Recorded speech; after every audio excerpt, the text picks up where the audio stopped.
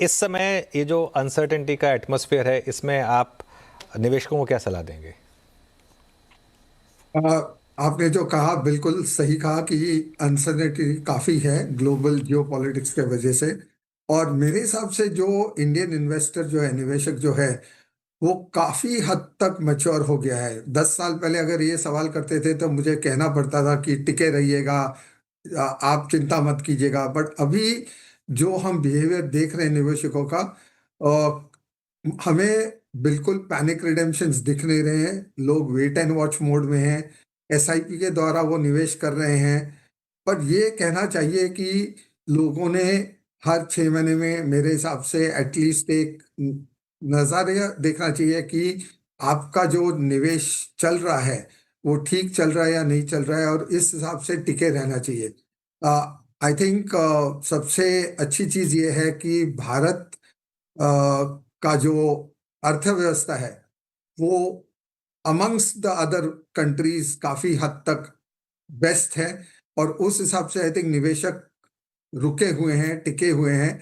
But हाँ, जरूर ऐसा नहीं है कि वो बहुत पैसे लेके अंदर आ रहे हैं, वेट एंड वॉच मोड में हैं, पर रिडीम नहीं कर रहे हैं। तो मेरे हिसाब से निवेशक जो है काफी मैच्योर हो गया है पिछले 10 सालों में। और ये बहुत ही अच्छी चीज है भारत देश के लिए। कैलाश जी, ये बात मैं आपकी मानता हूँ, लेकिन एक फैक्ट ये भी है कि बाज़ार में पिछले अब ऑलमोस्ट 2-3 साल से रिटर्न्स नहीं बने हैं, एटलीस्ट इंडेक्स लेवल पर। तो ऐसे में ये पैसा कब तक आता रहेगा? और at the end of the day अगर इस पैसे को रिटर्न्स ना मिलें तो क्या रिस्क रहेगा कि ये पैसा कहीं और जाए फिर? तो अगर हम ब्रॉड इंडेक्स देखेंगे तो ब्रॉड इंडेक्स पे नहीं बना है ज्यादा पैसा। पर अगर आप डाइवर्सिफाइड इंडेक्स देखोगे तो पैसा जरूर बना है।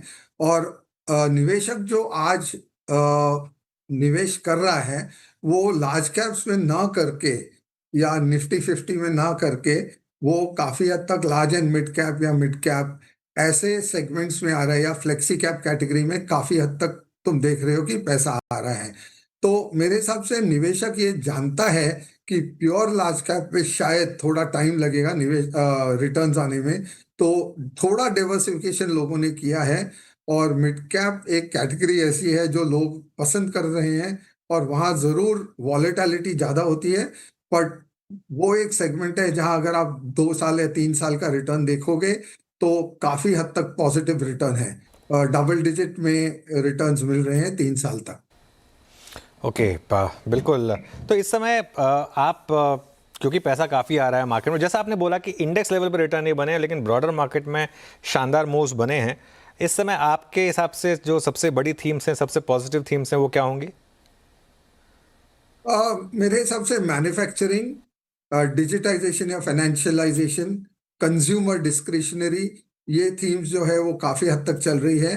पर और एक नई थीम जो दिख रही है जो काफी हद तक मेरे हिसाब से आगे जाके चलेगी, क्योंकि इतने सारे एफटीएस भारत सरकार ने किए हैं अलग अलग देशों के साथ, करीबन 70% से ज्यादा जो ग्लोबल ट्रेड है वहां पे हमने एफटीएस किए। तो मेरे हिसाब से एक्सपोर्ट्स एक सेक्टर जो है वो काफी हद तक अच्छा चलेगा। और एक्सपोर्ट्स अगर हम देखेंगे तो वो सेक्टर एग्नोस्टिक है। अगर देखा जाए तो आप ऑटोमोबाइल से लेके फिशरीज से लेके टेक्सटाइल से लेके डिफेंस से लेके काफी सेक्टर्स उसमें आते हैं। और large cap, mid cap, small cap, तीनों टाइप के कंपनीज एक्सपोर्ट्स में हम देख रहे हैं।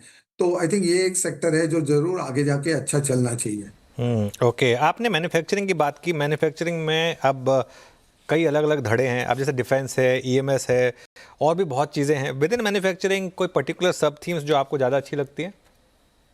नहीं, मेरे हिसाब से वो थोड़ा सा टू आइडेंटिफाई सब थीम थोड़ा तकलीफ होगा, बिकॉज जो पीएलआई इंसेंटिव्स अभी भी चल रहे हैं, जो चाइना प्लस वन स्ट्रैटेजी जो 2-3 साल से चल रही है, उसका बेनिफिट जरूर मिल रहा है। और एक चीज मैं बताना चाहता हूँ कि पहले क्या होता था कि शायद मेजॉरिटी ऑफ द इन्वेस्टमेंट्स 2 या 3 स्टेट्स में जाते थे, गुजरात, महाराष्ट्र, तमिलनाडु। और आज लगभग 8-10 ऐसे स्टेट्स हैं भारत में जो compete करते हैं ये मैन्युफैक्चरिंग कैपेसिटी लाने के लिए। तो आप अगर देखोगे, चाहे वो सेमीकंडक्टर मैन्युफैक्चरिंग है जो करीबन 7-8 स्टेट्स में अभी फोकस आया है, या कोई भी इंटरनेशनल कंपनी अगर भारत आना चाहती है मैन्युफैक्चरिंग सेटअप करने के लिए, तो अलग अलग स्टेट्स compete करते हैं, which is very helpful for the nation, क्योंकि जो ग्रोथ आ रहा है वो सिर्फ 2 या 3 स्टेट्स में नहीं आ रहा है, वो 10-11 स्टेट्स में आ रहा है ग्रोथ। और ये डाइवर्सिफिकेशन जो है वो बहुत अच्छा है, और इंटर स्टेट कॉम्पिटिशन जो है जिससे फायदा भी होता है पूरे कंट्री के लिए।